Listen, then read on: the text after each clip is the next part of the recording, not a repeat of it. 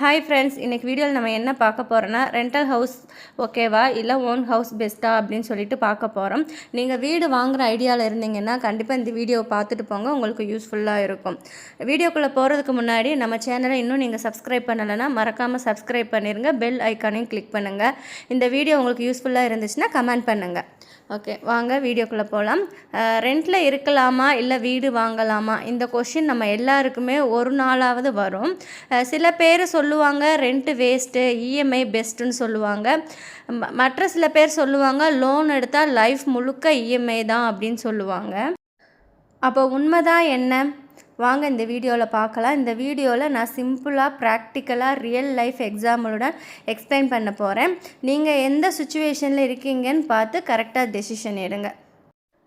First rent ஹவுஸை பற்றின full detail பார்க்கலாம். Rent ஹவுஸில் இருக்கிறவங்களுக்கு ஒரு பிக்கஸ்ட் அட்வான்டேஜஸ் என்னென்னு பார்த்தீங்கன்னா ஃப்ளெக்சிபிலிட்டி தான். நீங்கள் ரெண்டில் இருந்தீங்கன்னா நீங்கள் ஜாப் உங்களுக்கு ஒரு ஏரியாலேருந்து, அதாவது ஒரு சிட்டிலேருந்து இன்னொரு சிட்டிக்கு உங்களுக்கு ட்ரான்ஸ்ஃபர் ஆனால் உங்களுக்கு ஈஸியாக ஷிஃப்ட் ஆகலாம். செகண்ட் அட்வான்டேஜ் என்னென்னு பார்த்தீங்கன்னா ஹியூஜ் மணி பிளாக் ஆகாது.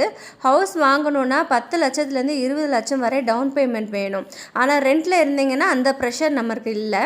தேர்ட் அட்வான்டேஜஸ் என்னென்னு பார்த்தீங்கன்னா மெயின்டெனன்ஸ் ஹெட்டேக் நம்மளுக்கு இல்லை.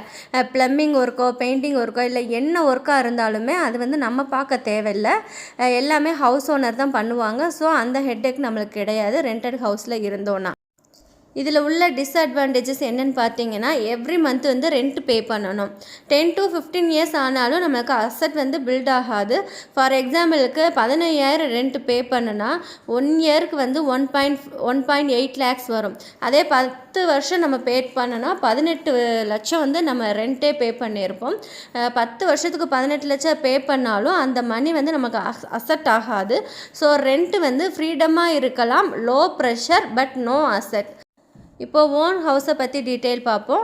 இதில் உள்ள அட்வான்டேஜஸ்லாம் என்னென்னு பார்த்தீங்கன்னா ஓன் அசட் நம்மளுக்கு க்ரியேட் ஆகும். செக்யூரிட்டி ஃபீலிங்ஸ் நம்மளுக்கு வரும். ஓகேங்களா, நம்மளோட ப்ராப்பர்ட்டி யாருமே எதுவுமே சொல்ல மாட்டாங்க, என்ன வேணாலும் பண்ணிக்கலாம் அப்படின்ட்டு ஒரு செக்யூரிட்டி ஃபீலிங் நமக்கு வரும். டென்ஷன் கிடையாது. என்ன டென்ஷன்னா ரெண்ட் டென்ஷன் நமக்கு கிடையாது. மந்த்லி ஆனால் ரெண்ட் பே பண்ணணும் அப்படிங்கிற டென்ஷன் நம்ம ஓன் ஹவுஸில் கிடையாது. ஆனால் லாங் டேர்மில் ப்ராப்பர்ட்டி வேல்யூ இன்க்ரீஸ் ஆகும். ஓன் ஹவுஸில் இருக்கிற இம்பார்ட்டண்ட் டிஸ்அட்வான்டேஜஸ்லாம் என்னென்னு பார்த்தீங்கன்னா ஹியூஜ் டவுன் பேமெண்ட் நம்ம பே பண்ண வேண்டியதாக இருக்கும்.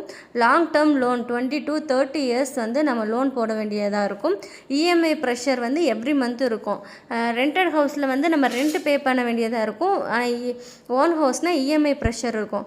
ரெண்ட்டு 1 மடங்குனா இஎம்ஐ 3 மடங்கு நம்ம பே பண்ணுற மாதிரி இருக்கும். ஃபார் எக்ஸாம்பிளுக்கு 50 லட்சம் நம்ம ஹவுஸ் வாங்கினா 10 லேக்ஸ் டவுன் பேமெண்ட் கட்டினாலும் ரிமைனிங் லோன் போடணும். அந்த லோனுக்கு மந்த்லி இஎம்ஐ 30 to 40,000 வரலாம். இதில் இன்ட்ரெஸ்ட் கூட சேர்த்து வரும். அந்த 50 லேக்ஸில் 10 லேக்ஸ் டவுன் பேமெண்ட்டு, 40 லேக்ஸ் நம்ம போட்டோன்னு வச்சுக்கோங்க. அந்த 40 லேக்ஸ்க்கு இந்த 30 to 40,000 பே பண்ணுறோம்ல, இதில் இன்ட்ரெஸ்ட் தான் நிறைய போகும். நம்ம பிரின்சிபல் கம்மியாக தான் கட்டுற மாதிரி இருக்கும். ஃபைனலாக நம்ம லோன் 50 லேக்ஸ்க்கு எடுத்தால் 80 to 90 லேக்ஸ் வரைக்கும் நம்ம பே பண்ண வேண்டியதாக இருக்கும். ஸோ ஓன் ஹவுஸ் அசட்டு ஸ்டெபிலிட்டியாக இருக்கும். But long term commitment, pressure rent ஹவுஸை விட இதில் அதிகமாக இருக்கும். இப்போ ரெண்டட் ஹவுஸ், ஓன் ஹவுஸ் இது ரெண்டுக்கும் உள்ள ரியல் கம்பேரிசனில் இப்போ சில முக்கியமான பாயிண்ட்ஸ்லாம் பார்க்கலாம். பல பேர் என்ன நினைக்கிறாங்கன்னா ரெண்ட்டு வேஸ்ட்டு, இஎம்ஐ பெஸ்ட்டு அப்படின்னு சொல்கிறாங்க. ஆனால் அது எல்லா சுச்சுவேஷனுக்குமே கரெக்ட் இல்லை, எல்லாருக்குமே அதுக்கு சூட் ஆகாது.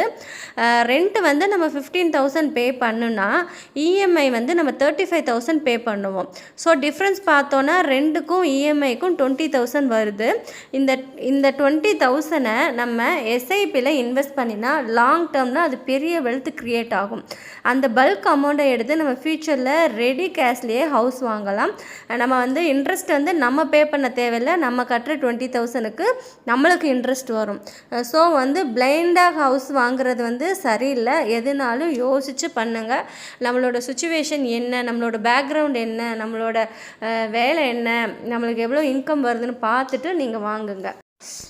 ரெண்ட்டில் இருக்கிறது எப்போ பெஸ்ட்டு அப்படின்னு சொல்லி பார்த்தீங்கன்னா, நம்ம ஜாப் வந்து ஸ்டேபிள் இல்லாமல் இருக்கும்போது ஃப்ரீக்வெண்ட் ரீலொகேஷன், அதாவது நம்ம ஜாப் வந்து எப்போனாலும் ட்ரான்ஸ்ஃபர் ஆகலாம், இல்லை அடிக்கடி ட்ரான்ஸ்ஃபர் ஆகிறோம் அப்படின்னா ஒரு இடத்துலேருந்து இன்னொரு இடத்துக்கு ஷிஃப்ட் ஆகிறதுக்கு ரெண்ட் ஹவுஸ் வந்து பெஸ்ட்டு.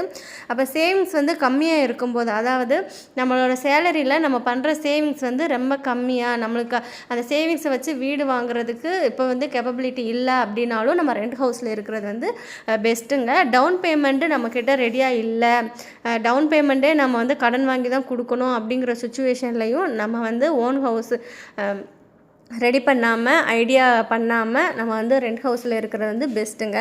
இந்த மாதிரி சுச்சுவேஷனில் ஹவுஸ் வாங்கினா ஃபினான்ஷியல் ப்ரெஷர் வந்து அதிகமாக ஆகும். ஸோ யோசித்து பிளான் பண்ணுங்கள்.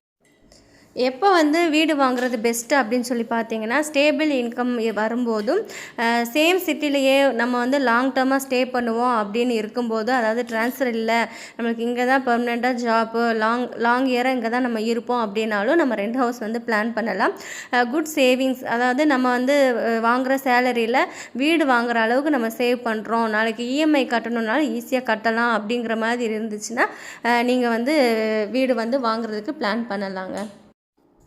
என்னோடய பாயிண்ட் ஆஃப் வியூவில் நான் என்ன சொல்ல வரேன்னா, ஸ்டார்டிங்கில் வந்து ரெண்ட்டில் இருங்க.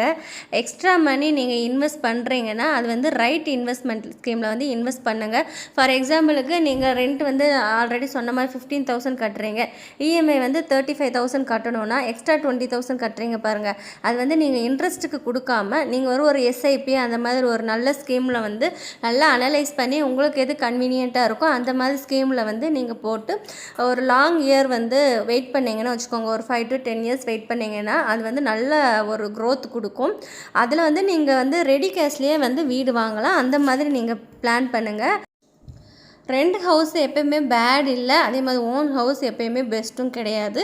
அவங்கவுங்கள சுச்சுவேஷனுக்கு பொறுத்த மாதிரி ரெண்ட் ஹவுஸு பெஸ்ட்டு தான், ஓன் ஹவுஸும் பெஸ்ட்டு தான். ரைட் டெசிஷன் வந்து ரைட் டைமிங்கில் ரைட் சுச்சுவேஷனில் எடுத்தால் லைஃப்பில் பெஸ்ட்டுங்க. எப்போயுமே ஹவுஸ் வாங்கும்போது எமோஷ்னல் டெசிஷன் வந்து எடுக்காதீங்க, ஃபினான்சியலாக திங்க் பண்ணி எடுங்க, வாங்குங்க. இல்லைன்னா வந்து நம்ம தான் வந்து ஒரு ப்ரெஷரில் வந்து தள்ளப்படுவோம். ஸோ வந்து யோசித்து நம்மளோட சேவிங்ஸ் என்ன, நம்மளால் இப்போ வீடு வாங்க முடியுமா, வாங்கினா நம்மளால் சமாளிக்க முடியுமான்னு யோசித்து வாங்குங்க. என்னோடய பாயிண்ட் ஆஃப் வியூ தான் இந்த வீடியோவில் சொல்லியிருக்கேன். உங்களோட டெசிஷன் என்னென்னு நீங்கள் ஓனாக வந்து யோசித்து எடுத்துக்கோங்க. இந்த வீடியோ பார்த்ததில் உங்களுக்கு கண்டிப்பாக ஒரு கன்க்ளூஷன் கிடச்சிருக்கும். ரெண்ட் ஹவுஸில் இருக்கலாமா இல்லை ஓன் ஹவுஸ் வாங்கலாமா அப்படின்ட்டு உங்களுக்கு கன்க்ளூஷன் கிடச்சிது, உங்களுக்கு யூஸ்ஃபுல்லாக இருந்துச்சுன்னா கண்டிப்பாக கமெண்ட் பண்ணுங்கள், சப்ஸ்கிரைப் பண்ணிடுங்க, லைக் பண்ணுங்கள். நெக்ஸ்ட்டு என்ன வீடியோ போடலான்னு கமெண்ட் பண்ணுங்கள். Okay, thank you.